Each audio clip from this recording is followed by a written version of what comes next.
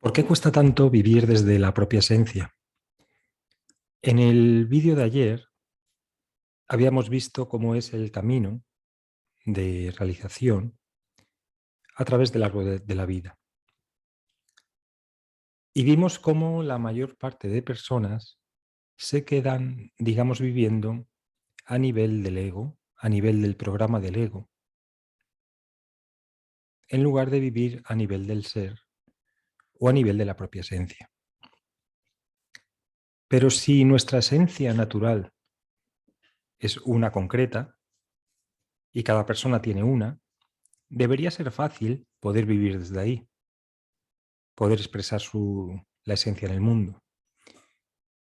Pero vemos que esto se da en muy pocas ocasiones y las personas que pueden lograr vivir desde la esencia, desde su propia identidad, individualidad, son muy pocas, son escasas. ¿Y por qué ocurre esto?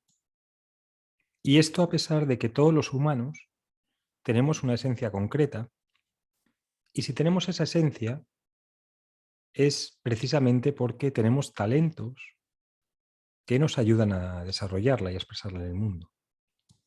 Entonces, ¿por qué cuesta tanto vivir desde la propia esencia? Cuando debería ser lo fácil y debería ser lo que todo el mundo busca o buscaría, porque es lo que nos trae la felicidad. Es precisamente cuando dejamos de ser auténticos, cuando vivimos la vida de otros, es cuando, digamos, empezamos a vivir una vida que no es esencial, que no es auténtica. Y esto nos lleva a un montón de frustraciones, un montón de cuestiones luego psicológicas que hay que trabajar, precisamente por no vivir desde nuestra propia esencia. Entonces, los niños son mucho más auténticos, pero a medida que van creciendo, digamos, van renunciando a su esencia, van renunciando a su autenticidad a cambio de vivir la vida determinada por otros. ¿Y por qué ocurre esto? Bueno, lo primero es la presión social. Vimos ayer en el vídeo cómo hay un umbral del despertar donde aparece esta presión social. Y esta presión social lo que hace es transmitir ideas inconscientes, ideas a tu inconsciente sobre lo que debes hacer en el mundo. Entonces es muy frecuente, como, como puedes ver probablemente en casos cercanos a ti, que si el padre se dedica a una profesión, abogado, arquitecto, economista, probablemente el hijo se dedicará a esa profesión. Igualmente, si en una ciudad o en un pueblo está puesto de moda un tipo de profesión, por ejemplo, ahora se da mucho que la mayor parte de las personas se dedican a temas informáticos, o es una profesión muy demandada, pero esto hace 50 años era una minoría, eran considerados outsiders, ¿no? Y lo que se demandaba a lo mejor era que hubiera arquitectos o ingenieros, etcétera. Entonces hay una presión social para que la persona se dedique a aquello que la sociedad ve como bueno. Esto, por ejemplo, también si vemos cómo es la evolución del rol que ha ocupado la mujer, pues antes, hace unos años, incluso ahora en determinados países, una mujer que no se haya casado a los 30 años y que no tenga hijos, digamos que ha fracasado. Entonces hay una presión social para que se case, para que tenga hijos, para que tenga una familia. Y da igual que la relación que tenga sea auténtica desde el corazón, con tal de que se case y cumpla el rol que la sociedad quiere para ella, ¿vale? Entonces, por un lado está esta presión social. Por otro lado está el sistema educativo, porque un sistema educativo debería ayudar a la persona a que encontrara su esencia. a que desarrollara sus talentos, a que investigara, a que pudiera probar diferentes cosas sin el riesgo a equivocarse. De hecho, deberían fomentar que los niños se equivocaran, que probaran un montón de, de posibilidades. En cambio, el sistema educativo suele ser bastante rígido. Entonces, hay un sistema de estudios, hay un esquema de estudios, un programa de estudios, que lo hacen personas, digamos, en una oficina, en un ministerio, y ese es el que aplica para todo el mundo. Es decir, es un sistema estandarizado. Si os dais cuenta, el sistema de estudios que hemos heredado viene de un momento en el cual los niños, por una ley que surgió, ya no era legal que trabajaran cuando tenían una edad muy corta. Es decir, antes los niños trabajaban a los 10, a los 12, a los 14 años, iban a las fábricas. Entonces salió una ley para que los niños no podían trabajar hasta que cumplieran, pues tengo entendido que 12, 14 años. Entonces pensaron, ¿qué hacemos con los niños hasta que se puedan incorporar a la fábrica? Y entonces lo que decidieron es generar un sistema educativo donde básicamente se le enseñaba a los niños a obedecer. Y se les enseñaba a no pensar, porque si pensaban y si no sabían obedecer, luego no eran buenos trabajadores de la fábrica. Entonces, este sistema educativo, aún las bases, la esencia de este sistema, pensado para un momento concreto histórico, sigue teniendo bastante influencia en las personas y bastante influencia en los alumnos y en los sistemas educativos. Entonces, ¿qué ocurre? Que en el fondo lo que se le entrena a los alumnos es a que obedezcan y a que no piensen. Entonces, cuando una persona vive desde su esencia, tiene que ir un poco en contra de este sistema educativo, porque lo que tiene que hacer es pensar por sí mismo, ser capaz de pensar por sí mismo, ser capaz de ir en contra de lo que el propio sistema educativo quiere de él, porque lo que precisamente la autenticidad es salirse de los programas estándares que están hechos para todos.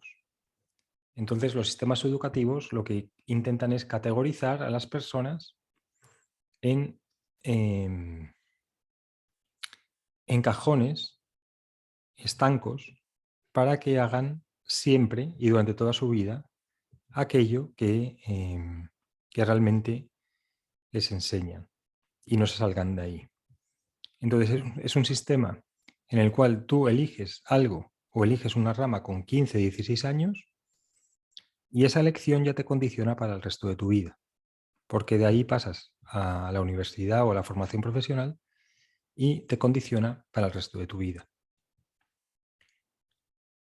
Luego, detrás de todo esto hay razones psicológicas, que son la búsqueda de aprobación, la búsqueda de seguridad o el intento de control, que esto ya lo hemos hablado en algún vídeo anteriormente. Entonces, la persona renuncia a vivir desde su esencia, a vivir desde su autenticidad, porque en el fondo lo que quiere es pertenecer a la tribu, es decir, que le aprueben. Entonces ya le han condicionado al niño para que busque la aprobación desde muy pequeño. Luego la idea de seguridad, que son ideas limitantes que están muy metidas también en el sistema educativo y en el sistema religioso, como ganarás el pan con el sudor de tu frente, los recursos son escasos, etc.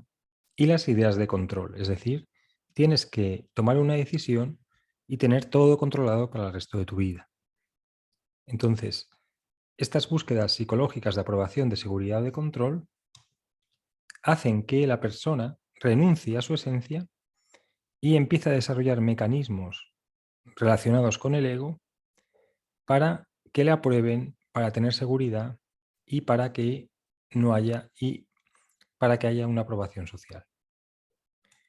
Y esto también lo que hace es que una persona que quiera salirse del sistema, una persona que necesite vivir desde su esencia, o viene dado por una gran crisis o tiene que asumir un riesgo muy grande. Y estos riesgos son el riesgo de la soledad, el riesgo de la incomprensión, el riesgo de enfrentarse a su familia, el riesgo de enfrentarse a su tribu, el riesgo de ser considerado como un loco o un outsider, el riesgo de tener que emigrar, etc. Entonces, hoy en día, una persona que realmente quiera mejorar, quiera salirse de lo que el Estado, el gobierno, la tribu, la familia quieren para él, que es básicamente que haga aquello que es bueno para la comunidad, para los grandes números de la comunidad, es decir, que se convierta en un número más, y para salir de ahí tiene que asumir grandes riesgos. Riesgos financieros, riesgos económicos, riesgos sociales, riesgos de exclusión social, riesgos psicológicos y para ello o los asume o tiene que sucumbir a esta presión y vivir desde, digamos, desde el ego.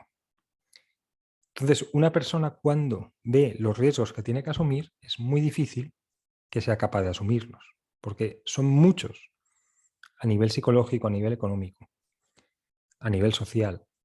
Son muchos los que tiene que asumir. Entonces,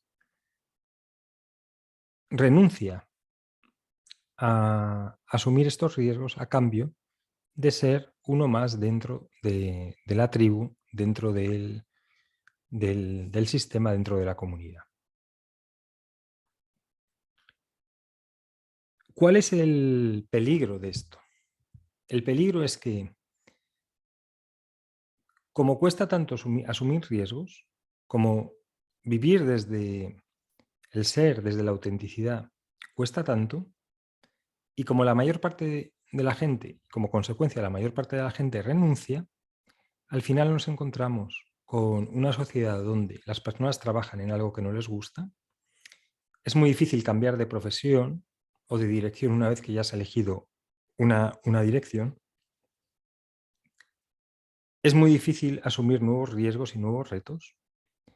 Es muy difícil salir de esa búsqueda de aprobación, de seguridad o de control.